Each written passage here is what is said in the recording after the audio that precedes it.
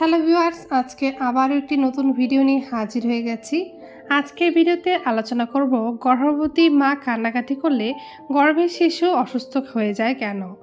নারীর জীবনের সবথেকে সেন্সিটিভ সময় হলো গর্ভকালীন সময়। এই সময়ে গর্ভবতী মায়ের খাওয়া দাওয়া, চলাফেরা, ঘুম, এমনকি আবেগও যথেষ্ট প্রভাব ফেলে তার গর্ভে থাকা শিশুটির ওপর। গর্ভাবস্থায় মায়ের মানসিক চাপ বা স্ট্রেস অথবা কান্নাকাটি গর্ভে থাকা শিশুকে কতটা প্রভাবিত করে এবং ক্ষতি করে সে বিষয়ে বিস্তারিত জানবো আজকের ভিডিওর মাধ্যমে। তবে আলোচনার পূর্বে অবশ্যই আপনাদেরকে অনুরোধ করব, যদি এখনও আপনারা এই চ্যানেলের সদস্য না হয়ে থাকেন অবশ্যই চ্যানেলটিকে সাবস্ক্রাইব করে বেল আইকনটি বাজিয়ে রাখুন। তাহলে প্রেগন্যান্সি রিলেটেড যে সকল ভিডিও আপলোড করা হয় সেগুলোর নোটিফিকেশন সবার আগে আপনার কাছেই পৌঁছবে।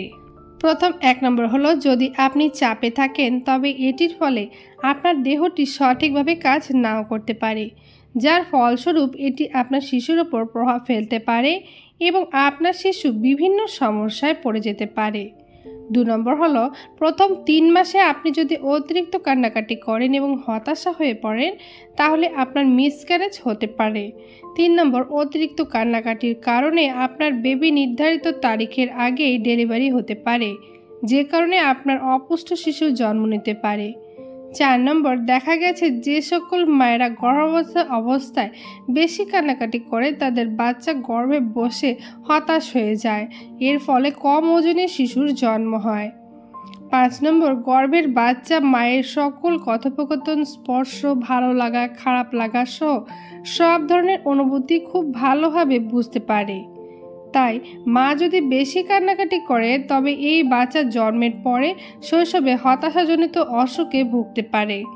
6 নম্বর, অনেক সময় দেখা যায় কোনো মা তার অপ্রত্যাশিত গর্ভধারণের কারণে সর্বদা চিন্তিত থাকেন এবং কান্নাকাটি করেন। এসব ক্ষেত্রে বাচ্চা মানসিক রোগে আক্রান্ত হতে পারে, এমনকি একটা নির্দিষ্ট বয়সের পরে মানসিক রোগ দেখা দিতে পারে। সর্বোপরি কান্নাকাটি করা যেতেই পারে, তবে অতিরিক্ত নয়। অত্যাধিক মানসিক চাপে মা নিজের সঠিক খেয়াল না রাখতে পারার কারণেই মূলত সব ধরনের সমস্যা তৈরি হয়। সৃষ্টিকর্তার কাছে প্রার্থনা করব সকলকে বেশি বেশি করে ধৈর্য ধারণ করার ক্ষমতা দান করুন। তাহলে আজকের ভিডিওটি এই পর্যন্তই থাকলো। দেখা হবে নেক্সট কোনো ভিডিওতে। সবাই ভালো থাকবেন, সুস্থ থাকবেন।